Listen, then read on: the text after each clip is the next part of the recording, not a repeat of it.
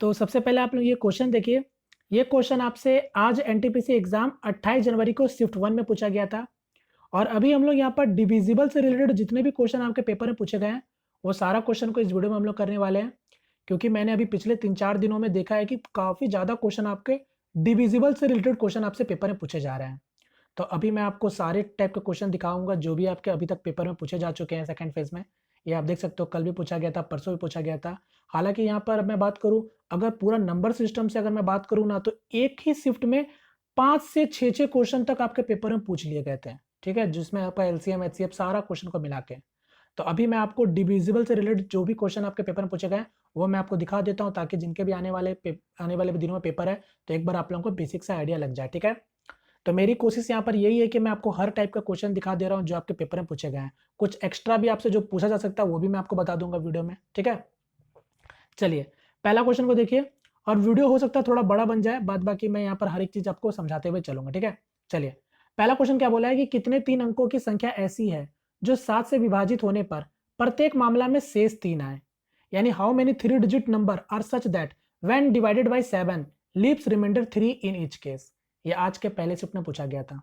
यानी बोला है कि 3 डिजिट का ऐसा कितनी संख्या होगी जिसको 7 से डिवाइड करने पर रिमाइंडर मेरा हर केस में 3 बचता हो। तो इसको कैसे बनाओगे? अब देखो यहाँ पर कुछ लोग क्या करते हैं, शॉर्ट ट्रिक लेने का चलते हैं, मतलब चक्कर में वो गलती कर देते हैं। यहाँ पर देखो, इस क्वेश्चन को आप शॉर्ट ट्रिक से बेसिकली जरूर से बना सकते हो, बट शॉर्ट ट्रिक में आपका रिस्क भी उतना ही बढ़ जाती है। अगर मैं बात करूँ शॉर्ट ट्रिक और बेसिक से भी बनाओगे ना, तो मुश्किल से 3 से 4 सेकंड का ही फर्क होगा। और 3 से 4 सेकंड मायने नहीं रखता है। जब अगर क्वेश्चन अगर आपका सही रहे तो फिर 3 से 4 सेकंड आप दे ही सकते हो। ठीक है, अगर मैं इस क्वेश्चन का अगर प्रॉपर तरीके से बात करूं तो आप इसको कैसे बना सकते हो। सबसे पहले तो आपको पता होना चाहिए कि 3 डिजिट का सबसे छोटा नंबर कौन सा होता है। आप बोलोगे 100 होता है। अगर मैं आपसे पूछता हूं कि बताओ 3 डिजिट का सबसे बड़ा नंबर कौन सा होता है, तो आप बोलोगे 999 होता है। क्योंकि ये सब तो आपको पता है ना, क्योंकि यहां से क्वेश्चन ऑलरेडी आपसे पेपर में पूछे जा चुके हैं और आने वाले दिनों में पूछे भी जाएंगे। अगर 4 डिजिट का सबसे छोटा नंबर की बात करें तो क्या हो जाएगा, 1000। 4 डिजिट का सबसे बड़ा नंबर 999। क्लियर है? तो उसी तरीके से यहाँ पर 3 डिजिट का नंबर की बात कर रहा है, तो 3 डिजिट का सबसे छोटा नंबर मेरा क्या हो जाएगा, 100 हो जाएगा। तो हमको बोला था कि 3 डिजिट का सबसे मतलब 3 डिजिट का ऐसा संख्या बताना है जिसको 7 से डिवाइड करने पर रिमाइंडर मेरा 3 बचे। तो मैं क्या करता हूँ, पहले चेक करता हूँ कि ये 3 डिजिट का सबसे छोटा नंबर कौन सा होगा जिसको डिवाइड करने पर मेरा रिमाइंडर 3 बचता होगा। तो हम चेक कर लेते हैं पहले इसी नंबर से। तो 100 से काटेंगे तो कितने बार में कटेगा, 14 सत्ते 98, यानी 2 आपका रिमाइंडर बच रहा है। तो रिमाइंडर कितना बच रहा है, 2 बच रहा है। मगर मेरे को बचना कितना चाहिए था, रिमाइंडर 3 बचना चाहिए था। यानी एक आपका और बचना चाहिए था, यानी एक नंबर और ऐड कर दो। यानी सबसे छोटा नंबर मेरा होगा 101, जिसको आप 7 से डिवाइड करोगे तो रिमाइंडर आपका 3 बचेगा। अब उसी तरीके से सबसे बड़ा नंबर निकाल लेंगे। तो सबसे बड़ा नंबर क्या होता है, 999। तो 999 को 7 से डिवाइड करेंगे तो क्या हो जाएगा, 14 सत्ते 98 और 1 और 9 यानी 7 2 14। यानी रिमाइंडर आपका कितना बच रहा है, 5 बच जा रहा। मगर जबकि बचना कितना चाहिए, 3 ही बचना चाहिए, यानी 2 ज्यादा बच रहा। तो 2 आप कम कर लो, यानी सबसे बड़ा नंबर भी आपको मिल गया। सबसे बड़ा नंबर भी मिल गया जिसको डिवाइड करने पर मेरा क्या आता है, रिमाइंडर आपका 3 बचता है।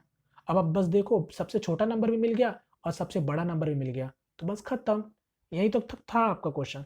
अब तो आपका कैलकुलेशन का ऊपर है कि अब आप कितना जल्दी कैलकुलेशन कर सकते हो। सबसे छोटा नंबर और ये रहा सबसे बड़ा नंबर। अब आप यहां पर पता है कि सीरीज इसी तरीके से ये चलता जाएगा, यानी 101 108 उसी तरीके से 115, ये समांतर श्रेणी में हो गया। अब आपको सिर्फ एन टर्म आपको निकालना है। पहला टर्म आपके पास है और लास्ट टर्म भी आपके पास है, और डिफरेंस भी आपको पता है कि 7-7 का डिफरेंस होना है। तो आप डायरेक्ट से फॉर्मूला नहीं लगा दोगे आसानी से, बस लगा दो यहाँ पर फॉर्मूला। तो यहाँ पर फॉर्मूला क्या होता है आपका, सिंपल सा T N equal to A plus N minus 1 D. D क्या कॉमन डिफरेंस है। मैं उम्मीद करता हूँ ये सब चीज आपको पता होगा। अगर ये सब चीज नहीं पता है तो फिर तो गड़बड़ हो जाएगा। ठीक है, फिर तो गड़बड़ हो जाएगा। तो मैं इसको हटाता हूँ, ये सारा चीज को मैं अब डायरेक्ट से फॉर्मूला पुट कर रहा हूँ। ठीक है, 997 याद रखो और 101 याद रखो। तो टी एन टर्म कितना हो जाएगा मेरा, 997 हो जाएगा।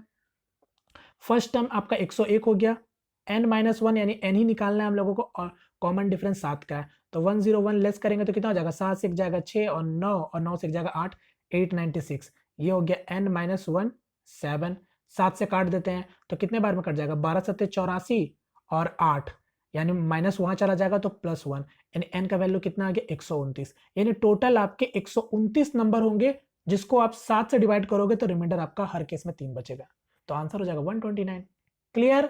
उम्मीद करता हूँ चीजें आप लोग समझ गए होंगे बेहतर तरीके से। देखो ये सब चीज अगर आप जल्दी करोगे ना तो इतना कुछ करने की जरूरत नहीं है जो मैं आपको बता रहा हूँ, ये केवल मैं आपको समझा रहा हूँ कि ये कैसे हो रहा है, बात बाकी तो आपका कैलकुलेशन के ऊपर डिपेंड करेगा ना।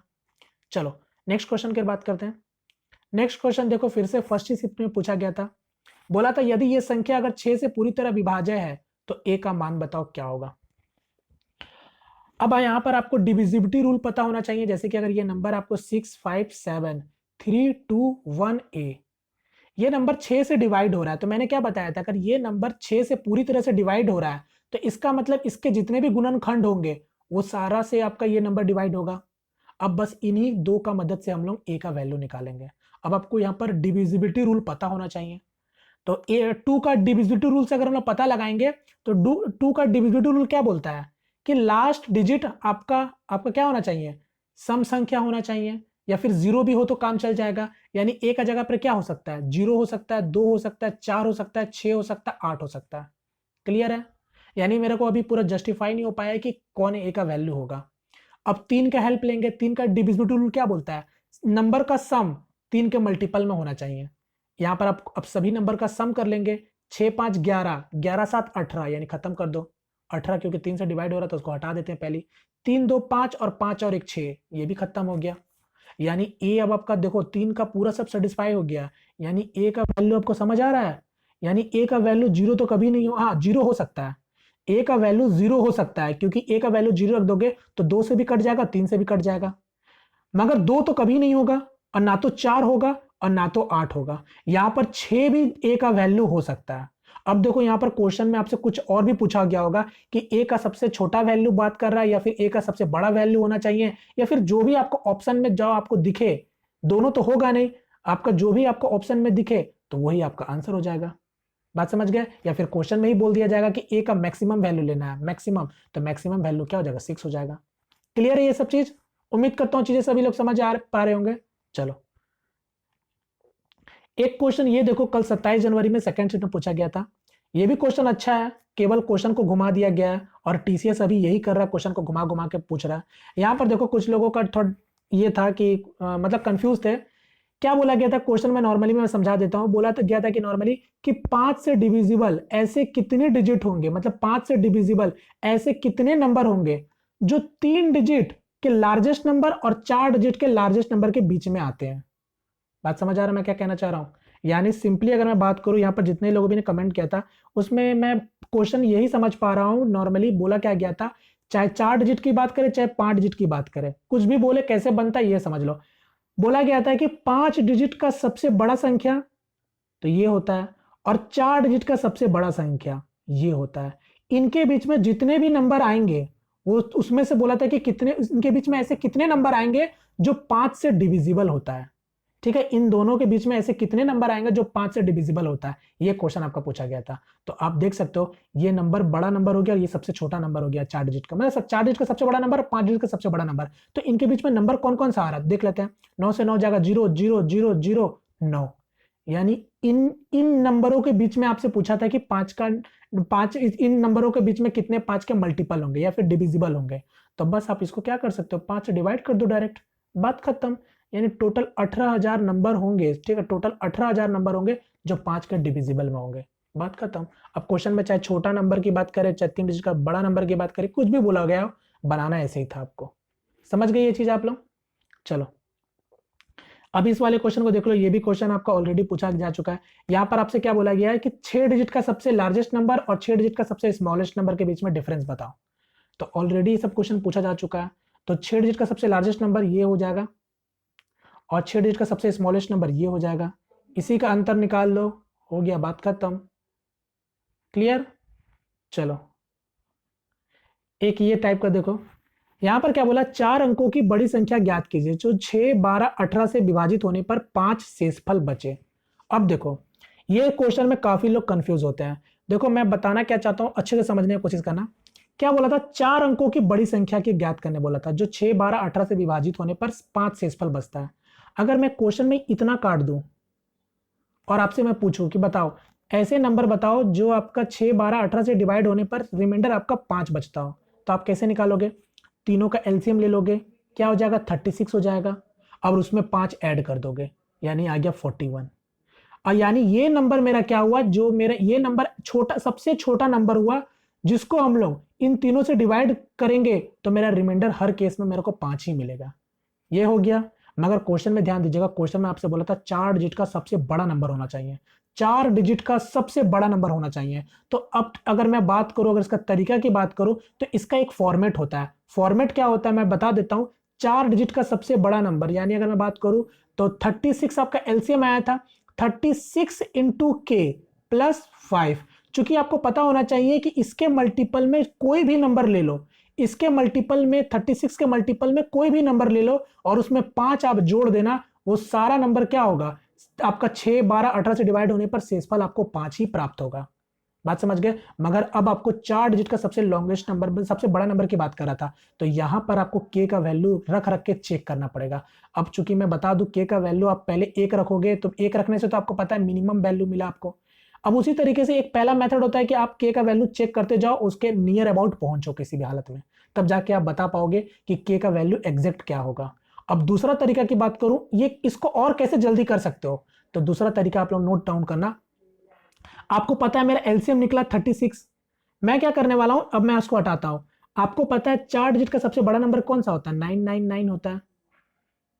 तो बस मैं क्या करूंगा, 36 से डिवाइड कर दूंगा, जो भी रिमाइंडर बचेगा मेरा वहीं पर क्लियर हो जाएगा। अभी मैं आपको सॉल्व करके बताता हूं। सबसे पहले 36 से जब हम 4 डिजिट का सबसे बड़ा नंबर को डिवाइड करेंगे तो मेरा क्या आएगा, देखो रिमाइंडर में 9 से 2 जाएगा 7 और 9 से 7 जाएगा 2, ये आपका 9 आ गया। फिर काटेंगे, कितने बार में काट दे, 7 बार में काट देते हैं, तो 7 6 42, 4 7 21 और 25, यानी कितना जाएगा, ये भी आपका 279 आ गया। फिर उसी तरीके से 252, यानी रिमाइंडर कितना बच रहा मेरा, रिमाइंडर मेरा कितना बचा, 27 बचा है। इसका मतलब कुछ समझ आया आपको। अगर यही 999 में अगर मैं 227 अगर लेस कर दूं, तो 9 से 7 जाएगा 2 और 9 से 2 जाएगा 7 और ये 99, यानी इस नंबर, ये जो नंबर मेरा निकल के आया है ना, ये 4 डिजिट का सबसे बड़ा नंबर है, जिनको आप डिवाइड करोगे तो रिमाइंडर आपका 0 आएगा। तो आपका क्वेश्चन में क्या बोला था, 4 डिजिट का सबसे बड़ा नंबर तो मिल गया, मगर रिमाइंडर आपका 5 आना चाहिए था, तो बस इसमें 5 ऐड कर दो, बात खत्म। यानी इसका आंसर हो जाएगा 9977। बताओ समझ आया। तो ऐसे अगर आप करोगे ना चीजें समझ के, तो बहुत जल्दी के का वैल्यू का बिना झंझट में आप जल्दी से पहुंच जाओगे। क्लियर है। अब चाहे छोटा डिजिट की बात करें, चाहे बड़ा डिजिट की बात करें, या मोटा पतला किसी भी तरीके से बात करें, चीजें आपको इसी तरीके से आगे लेकर बढ़ना है। क्लियर हो गया। चलो नेक्स्ट एक टाइप का ये क्वेश्चन है, बोला है 200 और 1000 के बीच में कितनी संख्या है जो 7 से विभाज्य है। अब आप लोग इसको भी ट्राई कर सकते हो, how many numbers are there between 200 and 1000 which are divisible by 7। अब देखो इस टाइप के क्वेश्चन में आप जैसा चाहो वैसा कर सकते हो। पहला तो तरीका जो मैंने आपको बताया था, आप चाहो तो फिर से यहाँ पर एपी का फॉर्मूला लगा के बता सकते हो। दूसरा तरीका समझो, दूसरा तरीका को आप आसानी से कर सकते हो मेरे ख्याल से। ठीक है, एपी से तो आप जान गए कैसे करोगे। 200 को पहले आप 7 से डिवाइड करके देखोगे कि किसका सबसे स्मॉलेस्ट नंबर कौन सा होगा जो 7 से डिविजिबल होगा, तो आप काट के देखोगे तो कौन सा हो जाएगा, 7 2 14, 7 2 14 हो जाएगा, 6 और 0 यानी 3, यानी 203, यानी सबसे छोटा नंबर होगा जो आपका 7 से डिवाइड हो जाएगा कंप्लीटली। और 200 से लेकर 1000 का बीच में बोला था। क्लियर है। अब ये सबसे छोटा नंबर हो गया, उसी तरीके से आप बड़ा नंबर भी निकाल सकते हो। 1000 को ही डायरेक्ट 7 से डिवाइड कर दो, रिमाइंडर मेरा कितना बच रहा है, 98 और 2 और 0, यानी 1 बच रहा है। यानी 1 मतलब क्या मैं बोलूँ, जैसे मतलब 14 से 98 और 2 और 0, यानी 1 दे देंगे तो आपका हो जाएगा, यानी ये हो जाएगा 994 हो जाएगा। ठीक है, आप इसको डिवाइड करोगे तो ये आपका कंप्लीटली आपका 7 से डिवाइड हो जाएगा। तो ये पहला नंबर और ये लार्जेस्ट नंबर, अब इनके बीच में आप सीरीज आपका साथ साथ का बढ़ते जाएगा, तो आप ऐसे निकाल सकते हो जो मैंने बताया। अब दूसरा तरीका सीखो, ये बहुत बेस्ट तरीका है जिससे आप इस तरीके के क्वेश्चन को डील कर सकते हो। देखो 1 से लेकर 200 तक और 200 से लेकर 1000 तक, समझना हमको क्या निकालना है, 7 से डिविजिबल वाला नंबर 200 से लेकर 1000 के बीच में। तो हम लोग पहले क्या करेंगे कि 1 से लेकर 200 तक के बीच में नंबर खोजेंगे कि 7 से कितना डिविजिबल हो पा रहा है। यानी हम लोग 1 से लेकर 200 तक के बीच में ऐसे नंबर खोजेंगे जो 7 से डिविजिबल है। तो हम लोग इसको क्या करेंगे, डिवाइड कर लेते हैं 7 से। तो इंटीजर पर ध्यान होना चाहिए, पॉइंट में कोई फर्क नहीं पड़ता, इंटीजर पर केवल ध्यान होना चाहिए। तो क्या करेंगे, 7 2 14 और 6 0 8 7 56, यानी 28 नंबर ऐसे मिलेंगे जो 1 से लेकर 200 तक के बीच में है। क्लियर। उसी तरीके से अब 1 से लेकर 1000 तक के बीच में हम लोग देखेंगे कि ऐसे कितने नंबर है। तो 1000 से को 7 से डिवाइड करेंगे तो कितना आ जाएगा मेरा, तो 14 सत्ते 98 हो गया था, और 2 और 0 मतलब 2 0 यानी 142 हो गया। यानी 1 से लेकर 1000 तक के बीच में 142 नंबर होंगे, और 1 से लेकर 200 तक के बीच में 28 होंगे। और आपसे पूछा कितना था, 200 से लेकर 1000 तक के बीच में पूछा था, तो बस मैं इसमें से 28 घटा दे रहा हूं, तो मेरा ये भी यही ना बचेगा मेरे पास। तो बस खत्म यार, ये चीज तो समझने का है बस। तो 28 घटाएंगे तो कितना हो जाएगा, 12 से 8 जाएगा 4, और 3 से 2 जाएगा 1 और 1, यानी 114 इसका करेक्ट आंसर हो जाएगा। क्लियर, समझ गए। तो इस तरीका से ये सब टाइप का क्वेश्चन को डील करना होता है। अब जैसे कि नेक्स्ट क्वेश्चन देखो, एक आपका ये भी टाइप का क्वेश्चन है जहां पर आपको फेस वैल्यू प्लेस वैल्यू पर क्वेश्चन आपसे पूछता है। मैंने बोला था ये सब ग्रुप डी में ऑलरेडी भर भर के पूछे गए थे। यहाँ पर क्या बोला है कि what is the difference of face value and place value. देखो, फेस वैल्यू ऑफ 9 और प्लेस वैल्यू ऑफ 3। तो सबसे पहले फेस वैल्यू क्या होता है, फेस वैल्यू जो नंबर जैसा दिखता है वो वही नंबर का उसका फेस होता है। जैसे कि ये 6 है तो 6 इसका होगा। प्लेस वैल्यू समझो, जैसे सपोज दैट ये नंबर 323 है, तो ये 3 क्या हो, इकाई अंक वाला नंबर है, ये 2.5 अंक वाला नंबर है, और ये आपका सैकड़ा वाला नंबर है यानी 100 वाला नंबर है। तो इसको हम लोग रिप्रेजेंट कैसे करते हैं, मैंने बताया था, ये इकाई वाला नंबर है तो 3 को गुना करेंगे 1 से, यही इसका प्लेस वैल्यू हो गया। अगर इस नंबर को रिप्रेजेंट करने की बात आएगा तो ये टेंस वाला नंबर है, तो 2 का गुना करेंगे 10 से, तो ये मेरा इसका प्लेस वैल्यू बन जाएगा। बात समझ गए। तो उसी तरीके से अब आपको क्या दे रखा था क्वेश्चन में, 7 1 8 9 5 6 9। अच्छा, इसमें तो 3 तो दिख ही नहीं रहा मुझे, लगता है टाइपिंग में गलती हुआ होगा, तो आप किसी को भी 3 मान लो, ठीक है, मैं इसी को 3 मान लेता हूं, बात खत्म कर दो। तो क्या बोला था, फेस वैल्यू ऑफ मतलब फेस वैल्यू 9 का, तो 9 का फेस वैल्यू क्या होगा, 9 ही होगा, चाहे वो कहीं भी रहे। और 3 का प्लेस वैल्यू, तो 3 का प्लेस वैल्यू अगर आप यहाँ पर 3 देख रहे हो तो 3 का इकाई अंक पर है, यानी इसका प्लेस क्या होगा, 3 ही होगा। अब इनके बीच में अंतर पूछा था, तो अंतर क्या हो जाएगा, 6 हो जाएगा। तो आंसर में क्वेश्चन में आपसे कुछ भी पूछ सकता है, गुना पूछ ले, भाग पूछ ले, प्लस पूछ ले, माइनस पूछ ले, डिवाइड पूछ ले, कुछ भी पूछ सकता है, करना आपको इसी तरीके से है। चलिए नेक्स्ट क्वेश्चन। अच्छा, ये क्वेश्चन तो अभी मैंने करा दिया, रिपीट हो गया। चलो नेक्स्ट क्वेश्चन, इसको देखो। यहां पर क्या बोला है, 100 से लेकर 600 के बीच में ऐसे पूर्णांकों की संख्या कितनी है जो 4 तथा 6 दोनों से विभाजित होती हो। अब देख लो, ये भी इस टाइप के भी क्वेश्चन पूछे जा चुके हैं आपसे। अब यहाँ पर 2 ठो नंबर आ गया, 4 और 6 2 ठो आ गया, तो कोई टेंशन वाली बात नहीं है। अगर जो नंबर 4 और 6 से डिवाइड हो रहा है, इसका मतलब वो नंबर कौन होगा, इन दोनों का एलसीएम ही होगा ना। तो 4 और 6 का एलसीएम कितना हो जाएगा, 12 हो जाएगा। यानी अब आप निकाल लो 12 वाला नंबर जो 12 से डिवाइड होता हो 100 से लेकर 600 के बीच में। तो ये रहा 1, ये रहा 100, और 100 के बाद आपका 600 निकाल लो उसी तरीके से जल्दी से। तो 12 से करेंगे पहले, तो 1 से लेकर 100 तक का बीच में तो 8 आ जाएगा, क्योंकि 12 8 96 हमको पता है। और 12 25 60, देखो अब ध्यान देना, 12 25 60 यानी ये 12 25 12 गुना 50 कितना होगा, 600 हो जाएगा। ध्यान दीजिएगा, 100 से लेकर 600 के बीच की बात कर रहा था, क्योंकि मेरा ये बीच वाला नंबर नहीं हो गया, ये तो मेरा इसी को हमने डायरेक्ट ले लिया, यानी एक नंबर घटा दो यहां से, क्या हो जाएगा, 49 हो जाएगा। अब आप 8 नंबर घटा दो यही वाला, तो 49 से 8 जाएगा तो कितना हो जाएगा, 41, यानी टोटल आपके 41 ठो नंबर होंगे इसके बीच में। क्लियर हो गया सभी लोगों को। चलो खत्म। एक क्वेश्चन इसको ट्राई करो। अब यहां पर क्या है, 400 से लेकर 800 के बीच में। अब यहां पर 3 संख्या है, 4 5 6 से विभाजित होने वाली। कैसे करोगे, वैसे ही करना है। अब इन तीनों का एलसीएम ले लो, क्योंकि आपसे तीनों का डिविजिबल पूछ रहा था, तो तीनों का एलसीएम ले लेंगे। तो एलसीएम क्या हो जाएगा, 5 चौके 20, और 20 और 6 का कितना हो जाएगा, 60 हो जाएगा। यानी अब आपको वो नंबर बताना है जो 60 का मल्टीपल हो 400 से लेकर 800 के बीच में। तो फिर से उसी तरीके से ये 1 हो गया, ये 400 हो गया, और ये 800 हो गया। तो 1 से लेकर 400 तक का पहले बीच में निकाल लो, तो 6 6 36, ठीक है, 6 6 36 मतलब 360 में खत्म हो गया। और फिर उसी तरीके से 1 से आप अगर 800 में निकालने जाओगे तो कितना हो जाएगा, 12 6 72 13, ठीक है, 13 हो जाएगा, 13 6 78 हो जाएगा। यानी अब आप समझ गए हो, 400 से 800 के बीच की बात कर रहा था, यानी 6 नंबर घटा दो, तो 13 में से 7 6 जाएगा तो कितना बचेगा, 7 बचेगा। यानी 7 ठो ऐसे नंबर होंगे जो आपका 4 5 6 तीनों से डिवाइड होगा। क्लियर हो गया अभी। अब एक क्वेश्चन इसको देखो। अब ये इसमें थोड़ा सा इस तरीके से आपके क्वेश्चन पूछे गए थे। अब क्या बोला, 1 से 200 के बीच में ऐसी कितनी संख्या है जो 3 से विभाजित होती हो लेकिन 7 से नहीं। ठीक है, समझ गए क्वेश्चन को, यानी 3 से डिवाइड होना चाहिए, 7 से डिवाइड नहीं होना चाहिए।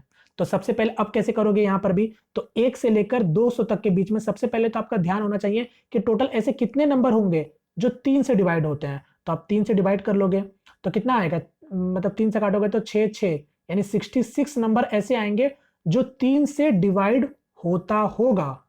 ठीक है, अब देखो क्या बोला था क्वेश्चन में कि 7 से डिवाइड आपके नहीं होने चाहिए। तो 7 से डिवाइड अगर आपके नहीं होने चाहिए तो इसका मतलब मैं क्या कर रहा हूं, 3 और 7 का एलसीएम ले लेता हूं, क्योंकि आपको पता है एलसीएम में मेरा क्या होता था, वो नंबर मिलता था जो दोनों से डिवाइड होता था। तो बस मैं वही वाले नंबर को घटा दूंगा, यानी 3 और 7 का एलसीएम कितना हो जाएगा, 21 हो जाएगा। समझे मेरी बात को, 21 हो जाएगा। यानी 21 का मल्टीपल देख लो, मतलब टोटल 200 तक के बीच में 21 का मल्टीपल कितने ठो है आप चेक कर लो। तो मैं इसको काट लेता हूं, तो कितने बार में कट जाएगा, कितना बार में कट रहा है, 9 बार में कट जा रहा है, 9 और 9 2 18, यानी 9 ठो ऐसे नंबर होंगे जो 3 और 7 दोनों से डिवाइड होंगे।